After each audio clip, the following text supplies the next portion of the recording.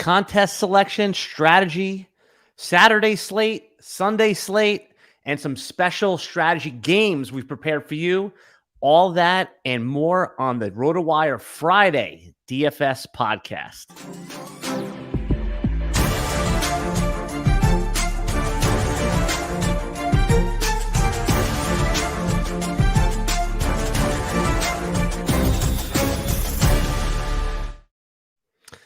I'm Alan Seslowsky, sitting in for Scott Jenstad, who's living the life of leisure, but here with the star of the show, Ryan Belongia. What's up, my friend Ryan? Hey, Alan. Good to see you. Nice to see you. Happy to have you filling in for Scott. I know. Major upgrade, right? Major upgrade. I don't know about that. Scott's pretty good, but I hear you're pretty good too. I'm excited to get into some football. I think we're going to have some fun. Yeah, no, Scott's the GOAT, man. I don't think anybody does it better than him, but I'm happy to be sitting here with you. I was going to make the joke, it's finally good to do a podcast with you because, we've known each other for 20 years. We went to kindergarten together. Yeah. No, I was just saying, for those listening now, I've been watching Ryan's videos. I think he's a sharp guy, and that's why I'm happy to be sitting here getting his advice. I'm just a casual DFS player. I do play and I do pay attention, but I'm just curious, how long have you been doing DFS in a serious way? Since about 2018. Yeah, since about 2018. I would say I started doing it full time. Yeah, the middle of that year, beginning of 2019. So about 3 years. Where do you come? What's your background? Are you a season-long player, a dynasty player? Were you poker? Give me a little bit of that. Yeah, I played fantasy sports my whole life, starting in 6th, 7th grade, all of them: football, baseball, basketball, soccer. And then I played a lot of poker too. I started playing poker in high school. I played online in college, a little bit after college.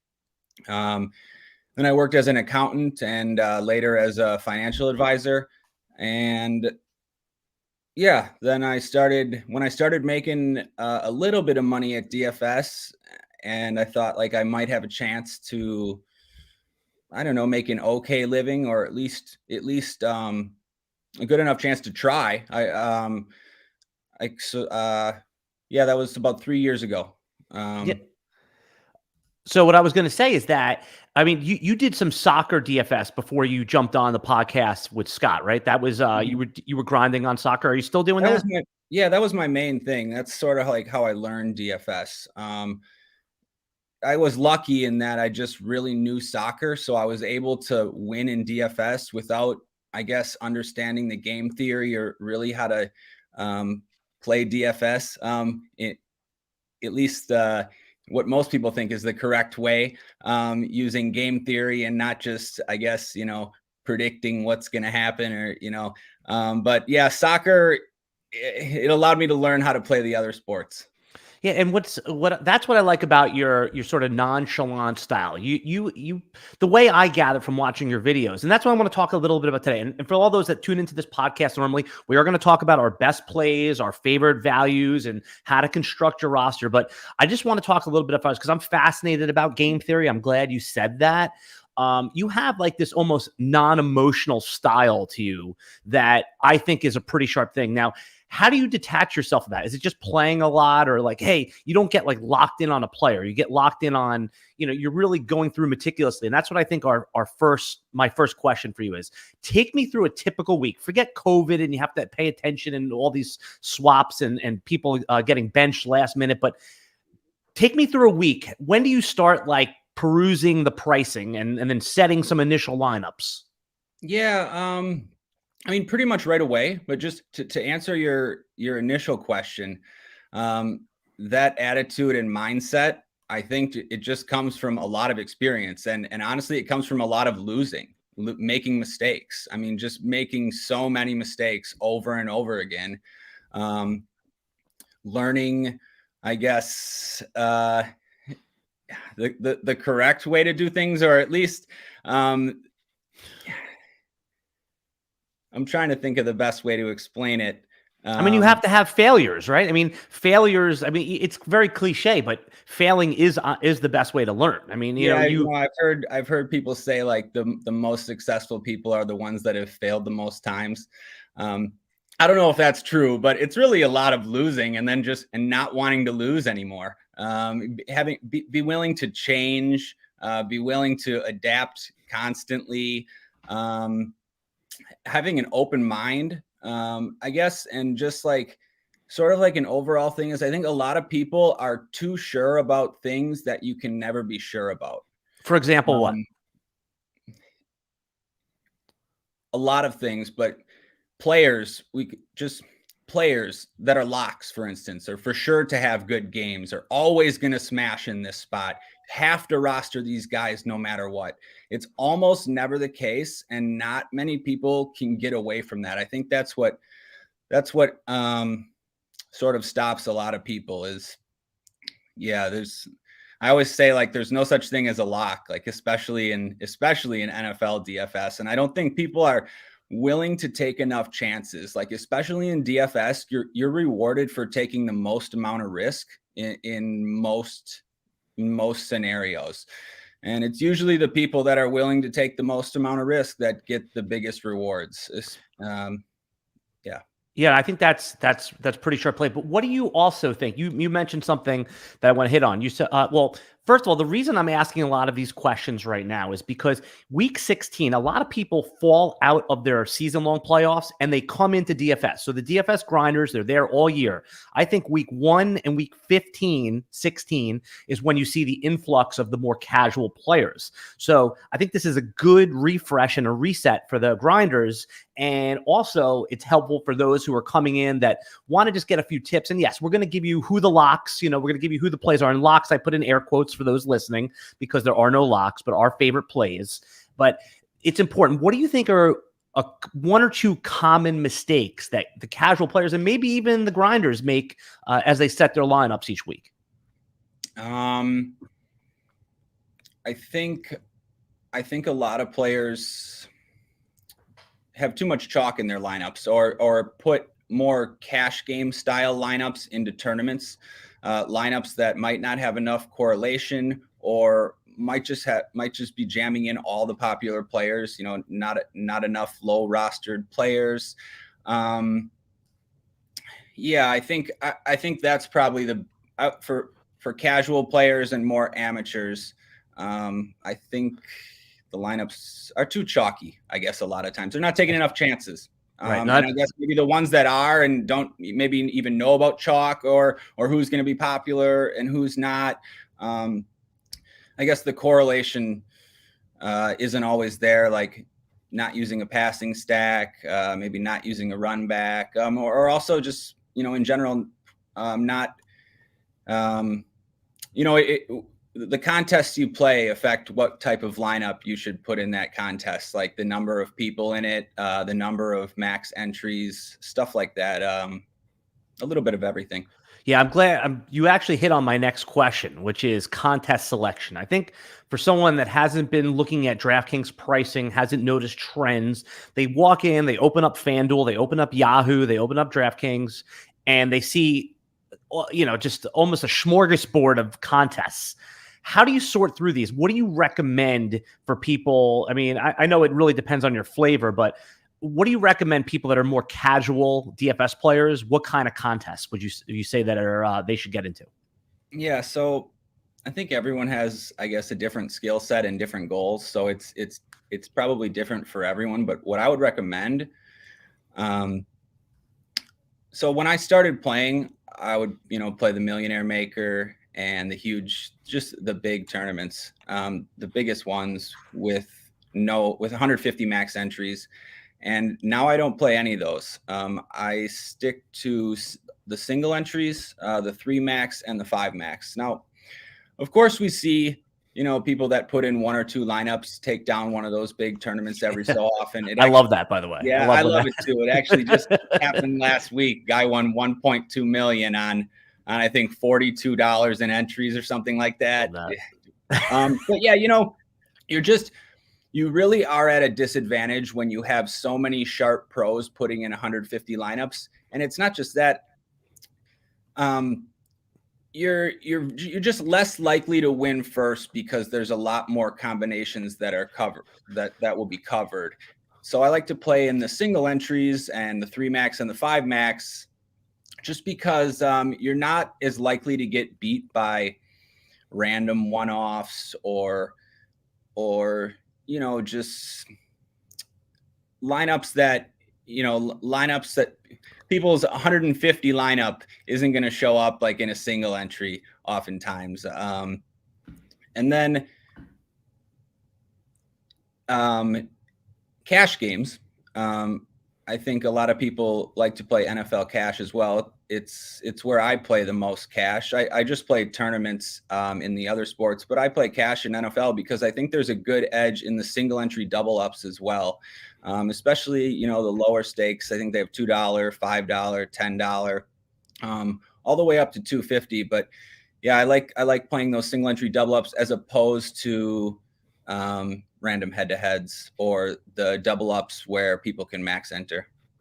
Yeah, no, that's a good point. I'm going to talk a little bit more about that. But first, just want to let everybody know that the RotoWire DFS podcast and live stream is brought to you by WynnBET. If there's one thing we appreciate here at RotoWire, it's making good decisions. And even more so, the right decision. Listen up, folks. I have an incredible offer for you. RotoWire's newest partner, WynnBET, the premier digital casino and sportsbook app. WynnBET is now exclusive sponsor of RotoWire's fantasy podcast. WynnBET brings you the latest action with user-friendly interface, moneyline bets, boosted parlays, over-unders, round robins, live betting, and so much more at your fingertips. Want to break from sports betting? Head into the casino, double down at blackjack, slam the slots, or try your hand at baccarat. WynnBET is currently available in 6 states: Colorado, Indiana, Michigan, New Jersey, Tennessee, Virginia, while rapidly expanding. At WynnBET, all the possibilities are limitless. WynnBET is currently offering RotoWire subscribers and listeners risk-free bet up to $500 on your first wager. Download WynnBET now.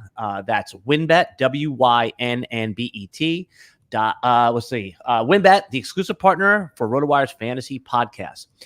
There's one thing I noticed again. It's you guys. I love listening to your podcast. I listen most weeks, and I like the plays, but Scott really is good at reading those live reads, isn't he? He's got like that natural radio voice. There's zero chance that I could even measure up to that. So I think you did a pretty good job. Yeah, no, but I'm saying it's like some guy, you've listened back to yourself on podcasts. Do you have that thing where you like hate your own voice? Oh yeah, I hate it. And yeah, like I think Scott's great. Oh my God, Scott's great. I think I'm terrible for the most part. So yeah.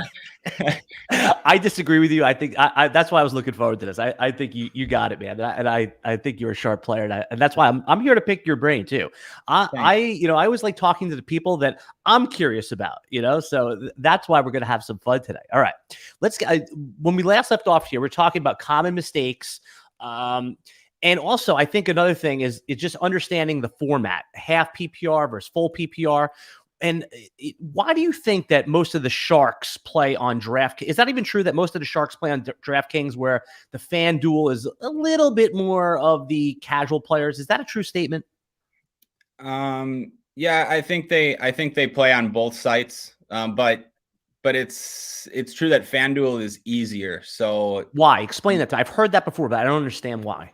The salaries are much softer. They don't do a good job pricing players. So it's very easy to make really good lineups. So yeah, casual players do like playing there because it's easy to make lineups that look great.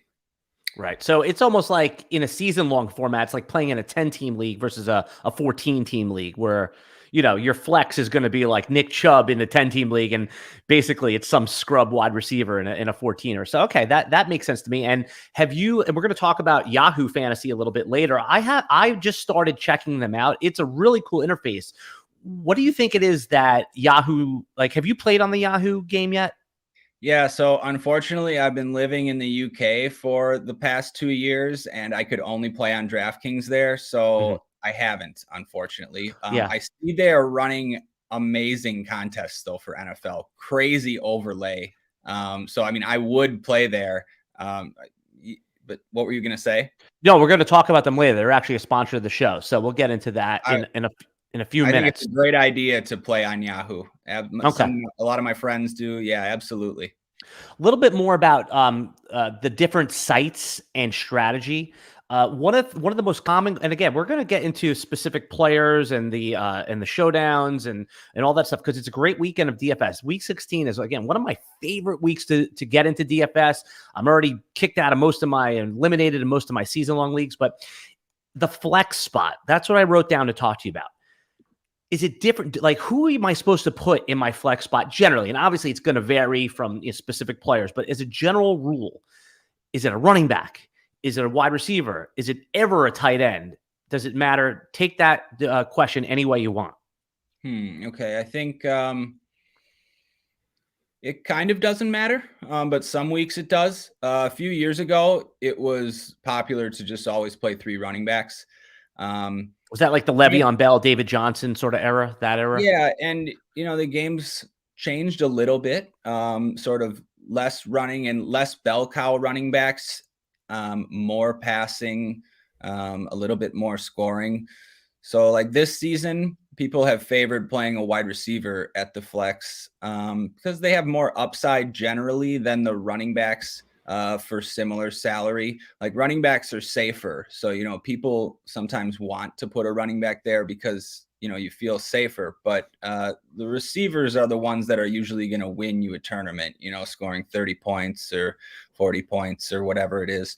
And people don't generally like to use tight end there, but I think it makes sense sometimes. For instance, on smaller slates, like 2-3 game slates, I think it makes a lot of sense. And then on any slate, it makes sense when you have like a good, cheap tight end options, but maybe you also want to play Kelsey or Kittle. We saw Kittle have big games recently, 35, 40 point games, and double tight end was perfect. The other reason double tight end is okay is because nobody does it. So you instantly get leverage. So you can play, maybe a little bit chalkier of a lineup. And then if you use double tight end, that's kind of all you need to do to differentiate yourself in tournaments. So I think it varies week to week, I guess, based on how strong each position is. But there's flexibility there. Yeah, because I've heard, people are saying that double tight end is never the way to go. And I always say that when you hear something like that, that's when you go double tight end, right? It's never. No, I always say, point. Yeah, you're right. I think the same way. Yep. Never listen to the experts. It's kind of a contradiction to what this podcast. And that's what I think. I think that when you listen to fantasy content, podcasts, read articles, what you're supposed to do, in my judgment, is take in that process, see how the analysts are thinking about it. You can go with the analyst pick, but you're supposed to use that to then form your own opinion. I mean, yes, we all love just say, hey, who should I play at my flex, this guy or that guy, or which running back? And you should take some suggestions, but you're always supposed to process it. And there's never say never. And how's the saying go? It says, never say always and always say never. I don't remember. There's something like that. All right, let's get into a little bit more strategy. And then we're going to get into the specific Saturday slate. And then DraftKings is doing each of the Saturday games separately, right? It's not like one slate for both games. No, it is. It's one slate for both games. Okay. So, but can you play the games individually? Can you play the 2 game showdown? Yeah. There's showdowns for each of them as well. Yeah. Okay. All right. So again, if you're just getting in, you could play both of those. I like the 4 games, the 4 team slate, the 2 games. I think that it just opens up so many more options when you're doing just like a 1 game slate. I mean, obviously people love that, but it's just, I don't know. You have to go crazy in those. And, well, like last night, for example, I don't think many people had AJ Brown, especially in the captain slot, right? I mean, what was his roster percentage last night? I mean, I think it was higher than you'd think. Was higher. Just because he was much cheaper than the 49ers, than Kittle and Debo. And also because no one wants to roster Julio Jones anymore. So AJ ended up being pretty popular. Okay. Yeah, that makes sense then. That makes sense. For next year, I mean, when you just think about like just changing it over to like a seasonal rankings, I mean, AJ Brown, he's disappointed a lot of fantasy managers this year. And for DFS, when he was healthy, if people played him, he disappointed. Is he still a top 5 fantasy receiver, like moving forward? Oh, I don't know. I might be the wrong guy to ask for season long. I'm saying, but you're going to think about that in a DFS. I think the 2 are more connected than you think. I still like taking a chance on him because he's inconsistent, but he has such a high ceiling. He's still had a couple huge games this season. And also, people don't like to roster him as much as some of the other receivers that are normally expensive. So you can usually get him at pretty low rostership. Yeah, and I'll tell you what, here's the correlation as I see it between like dynasty season long guys and DFS guys. So when you have like an average dynasty team or season long team, what I do is I listen to DFS podcasts because I want to know who the DFS guys like that's cheap, that's on the waiver wire. If it's a Zacchaeus one week or a Russell Gage, and then that guy's on my waiver wire, and my wide receivers have my stud wide receivers have a bad matchup, I'll listen to the DFS guys like yourself and say, oh, who's the 3K receiver that's gonna in a smash spot this year? And that's how I build my waiver wire lineups in order to maybe if I'm like a 20% to 80% underdog. So yeah, I think there is a correlation there. I think so. All right. Let's get into the Saturday slate a little bit. We have the two games are, we have the Colts and Arizona, and it's Cleveland and Green Bay. Correct? Yeah. Oh, yeah. Correct. Okay. So where are you going with quarterback and some of your lineups? Talk through that and maybe some alternative strategies just with quarterback right now. Okay. Well, just to start, I just want to tell everyone that I've focused much more on the Sunday games than these Saturday. So, forgive you for all the terrible advice you're about to give. No. We'll try to go through it together. I do have some ideas though. Yeah. Yeah. So I'm just trying to see if Baker's going to play, but yeah. Okay. Let's assume Baker's going to play. I was assuming he's going to play too.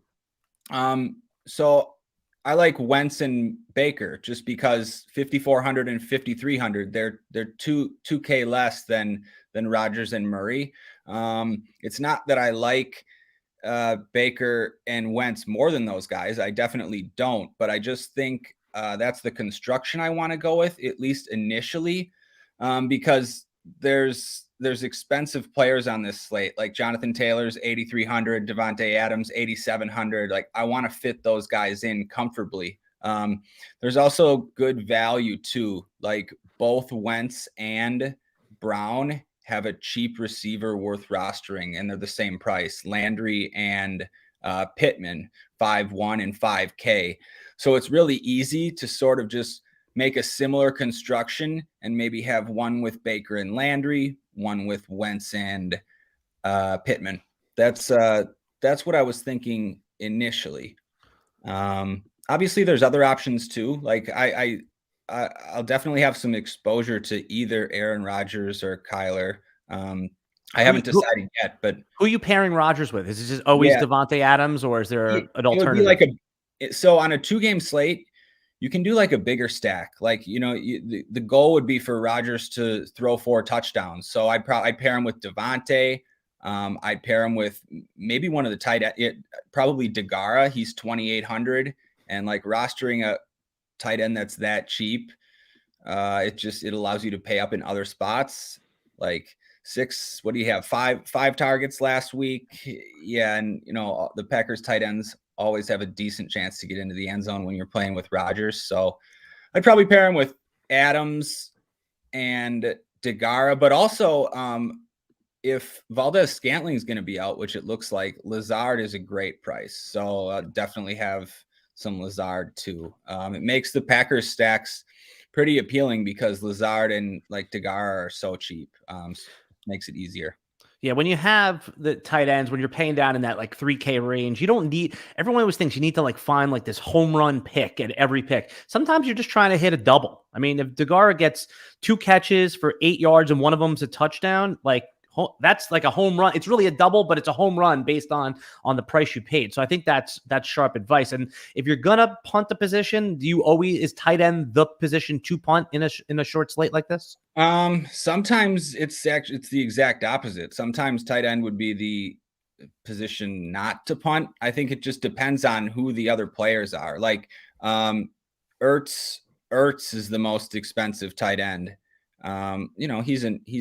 He's a decent play, but it's not, Kittle, Kelsey, Andrews, basically the opportunity cost at the position is what I'm looking at for the most part.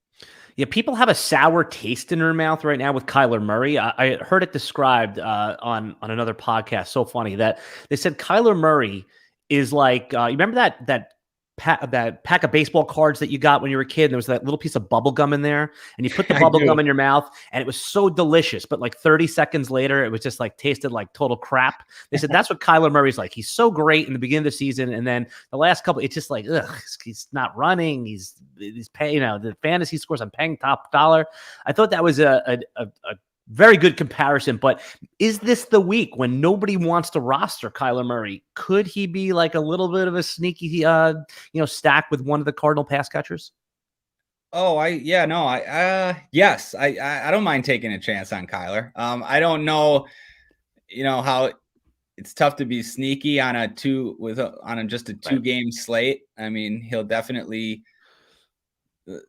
I could pull up some projected percentages right now. He'll definitely still be popular.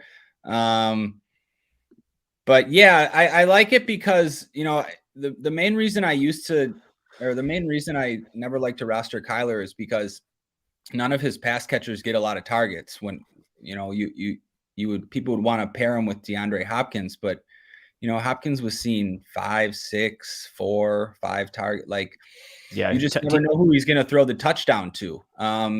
Now it's much easier, and his pass catchers are much cheaper. I do like Christian Kirk and AJ Green. Green has touchdown upside. Kirk should see a ton of targets.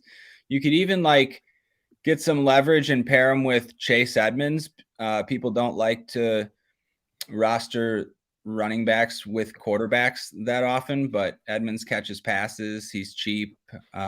Especially James Conner's a game time decision. So keep an eye on that. That could be an interesting one. I like that play. And since Edmonds had a poor performance from fantasy last week, people might just skip right over him. Yeah. No, I agree. I like Edmonds this week, especially obviously if Connor and he believes he'll play. Yeah. I mean, obviously if Connor was out, Edmonds would be very popular, but yeah, with Connor expected to play, I really like going to Edmonds. It's it's funny. You saw James Conner made the All-Pro team. It's very interesting that he has made the Pro Bowl, right? Not the All-Pro team. He made the Pro Bowl for the NFC. I mean, reminds me of like old. I know he's got like a ton of touchdowns, but it reminds me of like Jerome Bettis. He has not a lot of yards, a ton of touchdowns. I mean, a lot of fantasy value. Certainly a lot of DFS value, but that was interesting that he was one of the running backs that made it. I never would have predicted that before the season, but the fact that he was leading the league in touchdowns for so long, I think that's just it, Mm-hmm. Yeah, and that correlates with what you were talking about with Kyler Murray running a little bit less. We were talking a little bit earlier about Yahoo Fantasy, and the NFL season's heating up as we get towards the end of the regular season, and Yahoo is going big on daily fantasy this season. There's a ton of big prize contests throughout the year, Yahoo including the multi-entry contest, which is now shark-free, as you heard. Belongia is not in there. Shark-free. No sharks like him. To celebrate, Yahoo is going big on DFS, as well as Yahoo Daily Fantasy becoming shark-free. Yahoo is giving all its users the opportunity to claim $10 free site credit. Users could take advantage of this free $10 site credit offer to join any paid contest, including Yahoo's biggest contest, the weekly $1 million DFS Baller Contest. The weekly $1 million contest features $1 million in total prizes. First prize receiving $100K and tons of overlay, as you talked about earlier. Play daily fantasy football on Yahoo this season. Visit sports.yahoo.com/daily-fantasy/welcome to claim your free $10 offer and get started. All right. Definitely check it out. If you haven't checked out Yahoo Fantasy, like I said, the other day I was on there for the last couple of weeks, and they have a really sweet interface, very easy to use game. All right, let's get into the Sunday a little bit now. That's why people came here. We're only let's see, how far are we into this podcast? We're in 30 minutes, and we're now first talking about the Sunday slate. But I think a lot of that strategy information is great refresh. I've been playing season long in Dynasty forever, but when people talk strategy, it just like resets my brain a little bit because you start, you know this stuff, but it's great to verbalize it. All right, Sunday slate. Let's go. I want to talk about some of the games that have some injury impacts first. The one that popped out to me was the Chargers game. And we're going to skip around here. There's not going to be any rhyme or reason. Chargers are 10-point favorites in Houston, 46 total. Eckler is out. I mean, he said it on the Yahoo podcast. He is not playing. Where are you at on the Justin Jackson situation? Are you going to be rostering him everywhere? Not everywhere. So Justin Jackson is going to be popular. Yeah, 4,200. It's really something you can't pass it up with Eckler out, him as the main back, matchup against the Texans. Yeah, it's just a great spot. So yeah, I will have a lot of Justin Jackson. The reason for not just jamming him is because there's actually a lot of good, cheap running backs this week. If we didn't have good value in the 5K range and maybe even the 6K range, then I wouldn't. If we had guys like McCaffrey or Kamara or those expensive running backs to spend up for, then yeah. But I think I'm still going to want to have a lot of Jackson. It's a really good spot. And then if he starts to get, popular or over-owned or, too much, is there a case for Josh Kelly? I mean, he's going to be involved. I know he had that terrible fumble on the goal line. It was last opportunity. And, that there's no better way to get into the doghouse than a fumble in the NFL for some reason. But a fumble on the goal line is almost like, it's castration, right? I mean, the coaches do not like that at all. Right. But are you going to be interested in Kelly at all? Yeah, not really. I think it kind of makes sense for the really big tournaments, like that big $3 tournament or even the Millionaire Maker, but not for the tournaments I play. I just think it's a bit too risky. And like you said, that fumble at the goal line, that just makes me like Justin Jackson more. Yeah, and then I'm sure Larry Roundtree will get into the action as well. They're going to certainly activate him because Justin Jackson, and for as much as we like his skill set, he certainly has in-game injury risk. I mean, he has not been the epitome of health. Yeah. Sorry, I should also say, we shouldn't just expect that Jackson's going to come in and be a 3-down back like Eckler. They can use these other guys. Like there's plenty of possibilities for Justin Jackson to score, 10 points or less. He's not guaranteed to get there. When you get off the podcast, if you go into my Twitter, I retweeted something from Yahoo. The Liz Loza had Eckler on, and Eckler was telling people on that little clip to pick up Justin Jackson. So that's going to artificially drive. I mean, that video had 50,000 views. It's going to. I saw it too. Yeah. Yeah. Exactly. It's going to drive ownership to him. So that's why I was asking you if I'm overthinking it by pivoting to one of the other two running backs. And you said you agree that might just be overthinking it. Yeah, that's too much just because there's a lot of other good value. So you could just pivot to a guy that's a little more expensive, but still cheap. Yeah, other players in that game that are unlikely to play is I know Guyton is not like someone you're rostering, but does that open up targets for someone else? Donald Parham clearing out maybe I wanted to ask you about Jared Cook. And on the other side, Brandon Cooks is looking dicey. Who are some of the other players based on those injuries? Let's assume that they're not playing, Guyton, Parham, and Brandon Cooks. Is there anyone else you're interested in this game? Yeah, absolutely. I guess it's good that you started with this game. I think the Chargers, as of now, might be my favorite stack on the whole slate. See, we think alike here. Yeah, Eckler being out already is great for the receivers. Then Guyton out adds a little more. Parham out makes Cook a little bit more viable. But I really like Keenan Allen and Mike Williams. Great matchup. They should see a few extra targets. Great quarterback. It all makes sense. And then from the Houston side, you don't have to run it back with anyone, but I think you can. And there's a few guys that are interesting. Well, one especially with Cooks out, Nico Collins should see a big bump in targets. He had 10 in week 14, but Only, I don't know, 4 last week, something like that. But with Cooks out, yeah, he's so cheap, 3,400, and he's a good player too. I think he was, I don't know, second or third round pick. I don't remember. He was a third round pick. Third round pick. Yeah, he's looked good this season.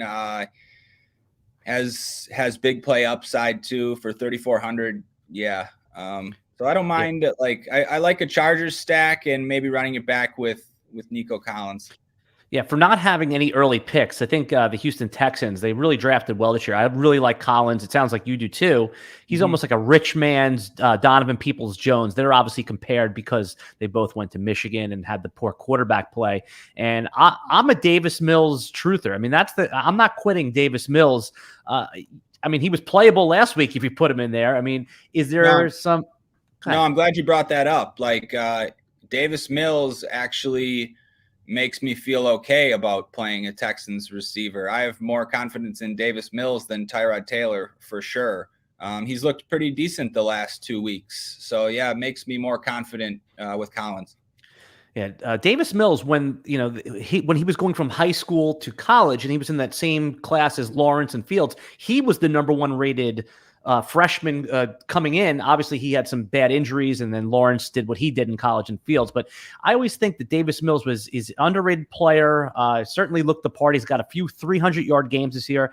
Listen, this is too good, man. I like when other people like these garbage players like me. So now I see a lot of people. What do you think the most popular stacked game is going to be? Which is the one where everyone's going to gravitate to this year? This week? So this slate is filled with a lot of games that just aren't appealing. There are no games that have a total over 50. And I think only one that has a total above, looks like 46. So it'll be the Rams Vikings. Okay. I agree with you there. So sorry, what'd you say? I was saying, I think, yes, that's going to be the ones that people gravitate to, but because I was going to ask you, what's your pivot game? Then you've already identified the Chargers game. So let's go to that game. What do you think are going to be the key pieces? So right now the Rams they're 3.5 point favorites on the road at Minnesota. The total's 49, or did you see it tick up to 50? Oh, sorry. I was looking at. It changes all the time, especially with right now. Yeah, 48.5 right now. Okay, so it's dipping. I mean, Dalvin Cook maybe caused that line to drop a 0.5 point. Who knows? I mean, the total to drop a 0.5 point. But all right, so Dalvin's out. The obvious is Alexander Madison. People are going to be interested in him. Mm-hmm. Are you fading Madison? Are you going in on him? And then what are you doing? Let's start with the Viking side. What are you doing with the pass catchers? So we need to know about Thielen, obviously. I guess he's been practicing limited. Seems like he's going to play. But yeah, Madison's going to be popular. Matchup against the Rams, I'll have to check if the Rams, I know they were dealing with a bunch of COVID stuff last game. So I don't know if their defense is fully healthy, but I think they're okay for the most part. Our defense, they have the best run defense in the league. So I think they actually passed Tampa Bay. So maybe they're second. But that's good enough reason to fade Madison if you want to. Now, he's still a good salary at 6,800 because he catches passes too. You never want to worry like too much about matchup, but the Rams have a good run defense. So I can get behind fading Madison. Like me personally, I'm probably going to be underweight on Madison. I don't know about like a full fade. I don't know if that makes sense. It might make sense to roster him opposite Cooper Kupp if you're going to play that game. But I do prefer, like if Thielen plays, I'd prefer the Rams side because I think Justin Jefferson might be a bit too popular. What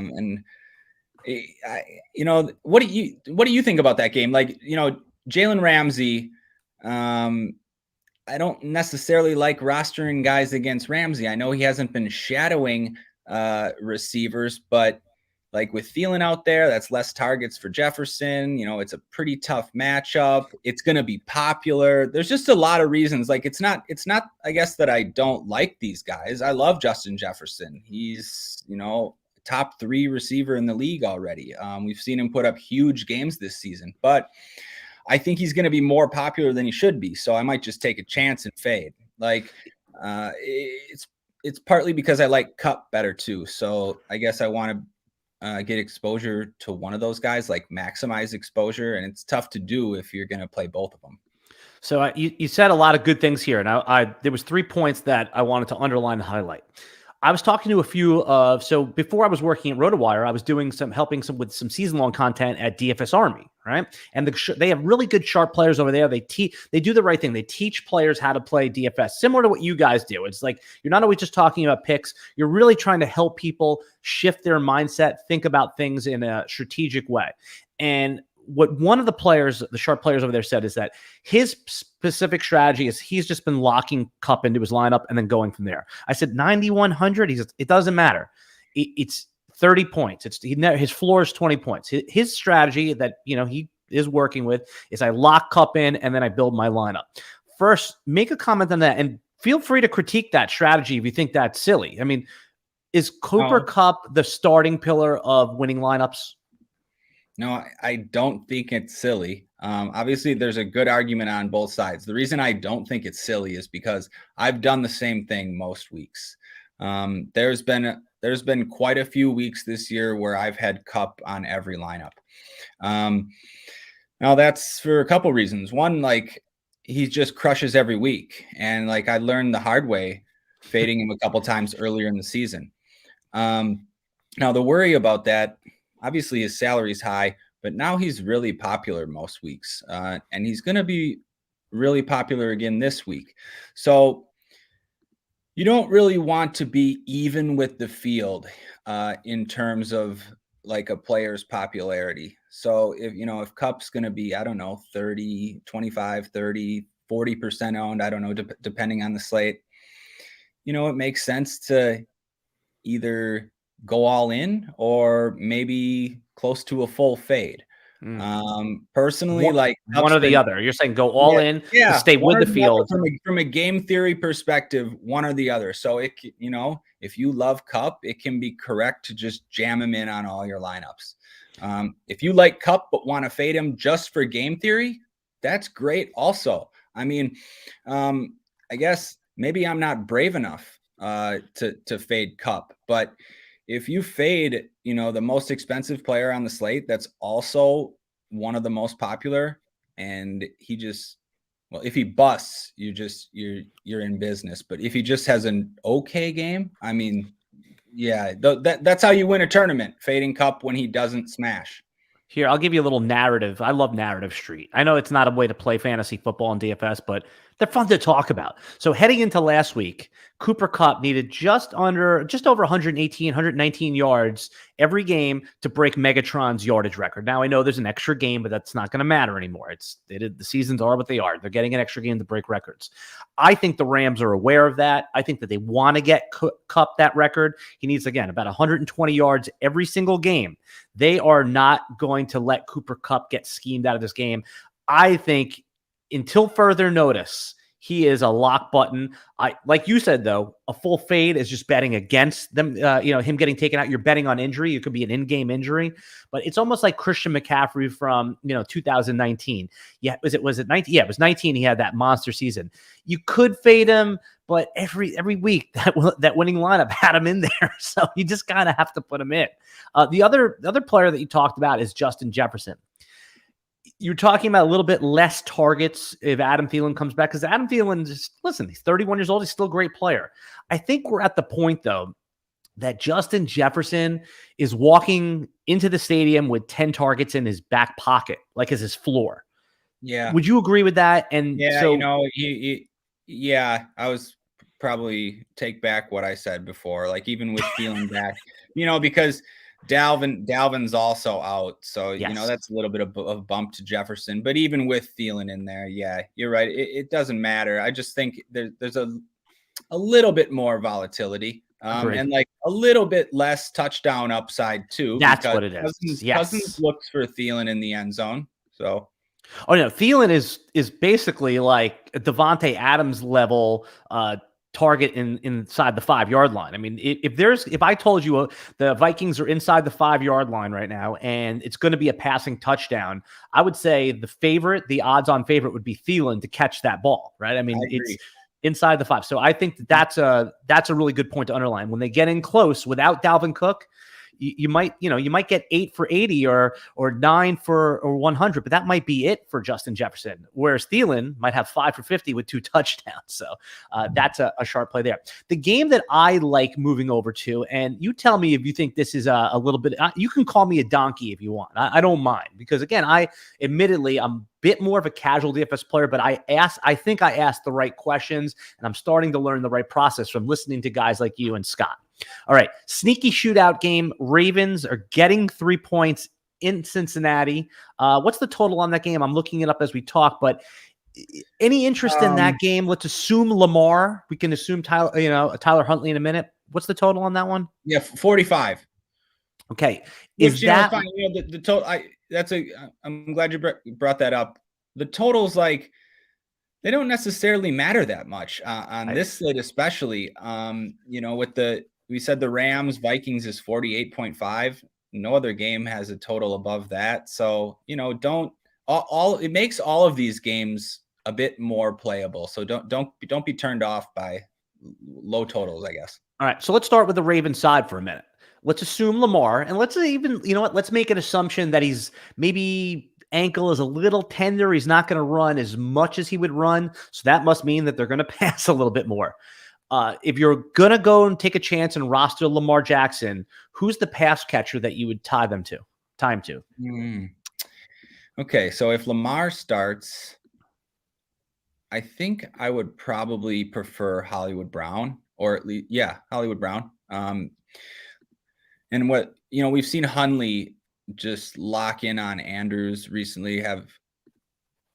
I guess I like Hollywood's chances of catching a deep ball better with Lamar than Hundley. And I like the salary savings too. To be honest, though, I don't know if I'd play the Baltimore side of this game. Maybe you should. Do you like it more than I do? I kind of like the Cincinnati side.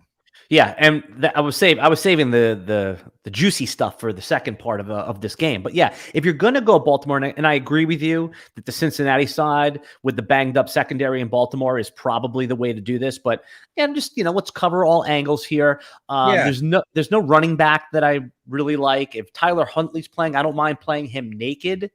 He obviously was the QB1 last week. I think that he is. If he is announced the starter, I don't think any credible rank should have him outside of the top 5 quarterbacks. I'd rather roster him than Dak Prescott. Russell Wilson is the obvious one.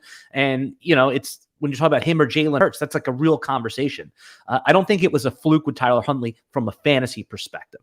Okay, let's get over to the side. Yeah, the side let's hit the side that you like. And I think you're smart to like it, is the Cincinnati side. Break that down a little bit. Who do you think are some sharp plays that people can roster in Draftkings or Fanduel? Burrow, for one. He's just cheap on DraftKings, 5,900, and the matchup home to Baltimore is actually like a pretty good spot, especially in relation to this slate that's not great. The other reason I like it is I don't think Chase and Higgins are going to be that popular, at least compared to receivers priced a little below them and ones priced above them. They're going to go a little bit forgotten about. So I think like a Cincinnati stack doesn't even have to be, you don't have to stack this game like a big stack. Just Burrow with one pass catcher is fine. If you want, you can run it back with a Raven. You don't have to. If you want, you can also add CJ Uzomah in there. There's not that many good cheap tight ends this week. And he's playable especially in bigger field tournaments. Any interest in Boyd? He was the leading receiver last week. He caught 5 balls for about 96 yards and he scored a touchdown. Tyler Boyd has been MIA all season long, and he's a good player. If he's someone that actually is probably going to be a number 2 receiver on most teams. He's certainly the 3rd or 4th pass catcher here. Any interest there in a low-owned stack? I don't mind Boyd. Like, I agree with you. I like Boyd. I think he's a good player. I just, the other two guys, the ceiling just seems bigger, that they're more likely to catch long touchdowns, I guess. Yeah, at least that's how I feel. A lot of Boyd's stuff is short routes over the middle, and he could have a good game, but I just don't know if he scores me 25 that often, which is like still what I'm looking for. Boyd, those type of guys, they're like safe, decent plays. And if he gets into the end zone, it could be a good play at that salary, but I don't know. I'm after a little bit more upside. Yeah, it feels like you're chasing last week a little bit too much. And I think that's, when we talked about in the beginning of the podcast, common mistakes, I think that could be something that I fall victim to in season-long dynasty and certainly DFS is chasing last week's stats. I'm working on, and we're about to release the Dynasty Superflex rankings over at RotoWire.com. And I'm having just a little small dilemma with Jamar Chase. I mean, think about from a dynasty perspective, he's going to be a top receiver, but is he the wide receiver 1? Is he the wide receiver 4? I mean, do you play any dynasty? I don't. Okay. But then that's what I'm saying. That's why I'm glad that you say no, is because you ask experts that are consensus forums, someone that doesn't play dynasty. Where do you think Jamar Chase should be among the wide receivers? Should he be 1? Should he be, where would you rank him? Yeah. Going forward. So yeah, from a dynasty perspective. Yeah, from a dynasty perspective, a keeper league perspective. Well, I think he looks pretty good going forward. I don't know that it doesn't see. I don't think he's going to reach like the Cooper Kupp, Tyreek Hill, Devontae Adams, Justin Jefferson. I don't know, Stephon Diggs, like that level. I don't know if he reaches that level. Just because like his Higgins, their number 1 receiver, like Chase's targets are so inconsistent, but again, he's just a rookie. So like Burrow's going to get better too. Like I really like Burrow. I really like Burrow's future prospects. So like Chase is going to trend up. Like, that stuff I said about him not reaching the levels of those other guys, he very well could. There's just some obstacles, I guess. Yeah, I'm here with Ryan Belongia. I'm Alan Seslowsky. We're talking DFS. This is the RotoWire live stream. We've like I said, the hour flies by, so I want to cover a few more games, lightning round style, so we can help the people out. Another game that I don't think people are going to look at too hard, but you tell me. The Washington football team is getting 10 points. Is it that game in Dallas, right? And I think the total is about 46.5. Is this a game that you might look at?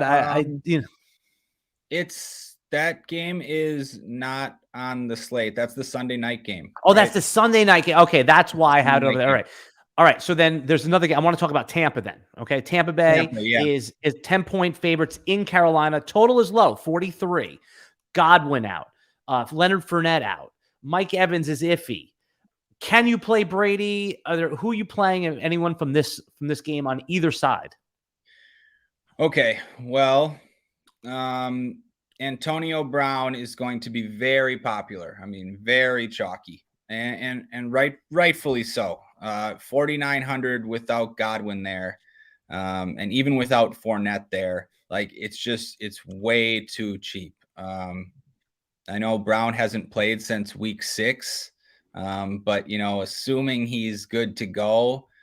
Yeah, he's going to be one of the most popular players on the slate, and it's tough to avoid without, especially if Evans is out. Like, that's one of those where I would have a tough time fading. It's just way too cheap.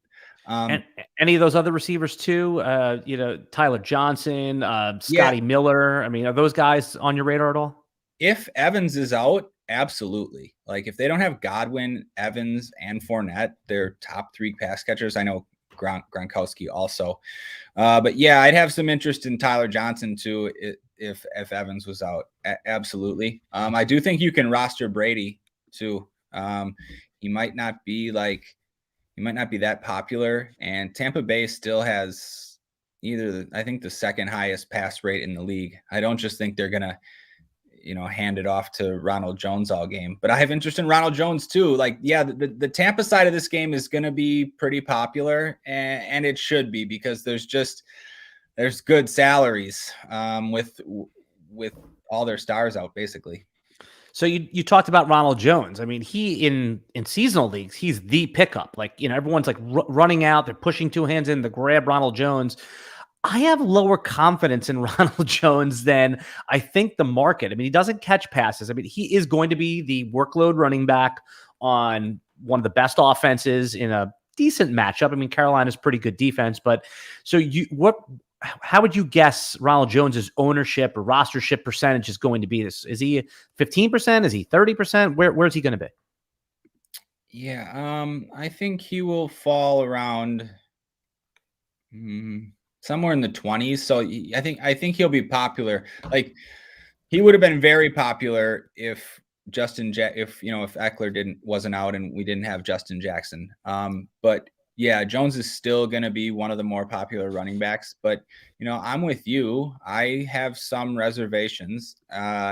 There's other good running backs in that salary range. And yeah, I don't know about Jones's workload. Yeah, like, he could be a great play if he gets 20 carries and catches a few passes. We've also seen like Tampa Bay, he's sort of been in and out of the doghouse at times, fumbling at times. I don't know, like, it's not, out of the realm of possibility to see them using some other running backs too. All that being said, if you like Ronald Jones, yeah, he's cheap. Like, it's a good spot to take a chance on him, but he will be pretty popular. Okay, we're going to do a lightning round. So we're going to do this quick because we have a few minutes left. But I think this is one of my favorite things: pay up or pay down. And I'm going to do it by position. So I'm going to ask you, quarterback. You're going to tell me who your pay up option, who your pay down option is, and we're going to do that across. So we're going to do zip, zip, zip. Okay, quarterback, pay up option. Herbert. Pay down option. I'm not going to pay down on this slate because there's so much value, but like, Matt Ryan's in a good spot. Justin Fields is in an okay spot. Just pay middle for Jalen Hurts. That's what I do. Fair enough. Running back, pay up. Madison. And what is he, 6,800? Well, yeah, it's a weird slate. Like, it's tough to do this quick. I've never seen a slate that doesn't have expensive running backs. Dalvin's out, Eckler's out. It's a bad spot for Najee Harris. So like, Madison's almost the most expensive running back at 6'8". That's crazy. So yeah. Okay. No, that's fair. I like that. That's good analysis right there. Like, all the expensive options aren't options. So right. I like, all right, pay down option. So it's hard not to say Justin Jackson, but like, other guys that are good plays a little higher: James Robinson, David Montgomery, Miles Sanders. Love that. I love the Miles Sanders call too. He was sneaky good last week, and everyone always hates Miles Sanders. He's always a good play. All right, wide receiver, pay up. Cooper Kupp. Love it. Pay down. I can see the steam coming out of your ears as I ask you these questions, by the way. No. So Antonio Brown is like in just a complete smash spot, but lower than that, Nico Collins. Yep, no, it's good. We talked about him earlier. That I think that's a sharp play right there. I can easily see Nico Collins going like 6 for 90 and a touchdown. I mean, it's totally plausible. All right, tight end, my favorite position, pay up option. It's not all the way up, but Goddard. Pay down. Oh, Jared Cook if Parham is out. Parham's out. He's not playing. Yeah, you're right. Okay, Jared Cook or Cole Kmet. What do you think about Alberto Okwuegbunam? There you go. Yeah. Alberto, I listen, he was the leading receiver in Denver last week. Drew Lock loves that guy. He played college football with him. I think their first year playing together, he had like 11 touchdowns in Missouri. Is he? I think he might be better than Noah Fant. I know that's like sacrilegious to say. Is he an option to hit a single or double, or no, you're not touching the Drew Lock offense? Yeah, I don't really want to touch the Drew Lock offense, to be honest. Okay, that's fine. I respect that, and that's probably smart. I told you, I'm a little bit of a wild man when it comes to DFS, but again, I haven't taken down a big contest. I know you have. Yeah, if Fant was out, like, I know maybe it doesn't like matter that much, but if Fant was out, yeah, I'd be all over Alberto. But yeah, I don't know, not for me. All right, defense. Who's the pay up option if there is one? Oh, Philly looks pretty good. KC looks pretty good. I would say. Who's Philly playing this week again? Philly has they're home against the Giants. Home against the Giants, right? So I mean, it's a pretty good spot with the Jake Fromm Giants, right? Yeah. Pay down option then. If Jared Goff doesn't play, the Falcons at home against the Lions. Oh, I love that play. That Tim Boyle, man. You heard that incredible stat on him in like college. He has like 1 touchdown and 13 picks. How does a guy like that even get into the NFL? It's unbelievable. He must have like, incriminating photos of Roger Goodell or something like that. It's unbelievable. All right. Ryan, this is fun, man. We had a good time here. I just want to let everybody know that have you played, are you into prop betting at all? Yeah, a little bit. Yeah, I'm getting more and more into it. It's RotoWire was just purchased by the gambling.com company, and they are very big into the prop stuff too. I was talking with some of those guys. And by the way, Thrive, who's one of our sponsors, has an amazing prop site. Thrive is back for another fantasy season. They're running huge guaranteed contests every week. With Thrive Fantasy, you can eliminate the countless hours of research and focus on, they only do the top guys. Like, you don't have to dig into the middle or the bottom tier. They only have like the well-known athletes who have the biggest impact in the game. If you sign up today, by the way, Ryan, you get 6 free months of RotoWire, which is worth it in itself. Here's how you claim your free RotoWire subscription. You go to rotowire.com/thrive, deposit $10 at a minimum. You can do up to $100 and you get a full 100% match bonus. So that means if you put in $50, you get free 50 to play with. Play your first paid contest and receive 6 free months of RotoWire. It's like a no-brainer deal. I don't know if you've ever scrolled through on Thrive. I actually play them each week. It's a really great contest. And like I said, the props are beatable over there just by, you'll be able to, because they're using the top guys. So definitely go check out our partners at Thrive. All right. Give people an actionable piece of advice they should take away heading into week 16. I'm putting the pressure on you right here. How they should build their lineups. What is something they should keep in mind as they build all their lineups for week 16? These are tough questions, right? Honestly, just in general, to go with your gut when you have tough decisions. You touched on it. You touched on it a little bit. Don't go look for, what some expert says or who somebody's play is. If you have a strong conviction about something, absolutely go with it. The NFL is very unpredictable. The margins between who is a quote unquote good play and who isn't are very thin. And you'd hate to lose with somebody else's play rather than make your own. So I think that's the best advice. Yeah. Go with your gut for your tough decisions. Don't listen to other people. Yeah. And for those new, I love that, by the way. I think that's really sound advice, actionable too. And I think, I've heard our colleague Chris Liss say this, but he was quoting either a philosopher, and he was talking about the expert only sees one solution where the beginner sees many. You're not tainted by process. So go with your gut. I mean, obviously get strategy down, understand what the market's doing with rostership percentages. Right. But I think that's really sound strategy you gave them. Thanks. All right, man. All right. For Ryan Belongia, I'm Alan Seslowsky, sitting in for Scott Jenstad, who will be back next week from his life of leisure. And thanks for listening to the RotoWire Friday podcast, DFS podcast. Good luck with all your lineups, and we'll see you next week.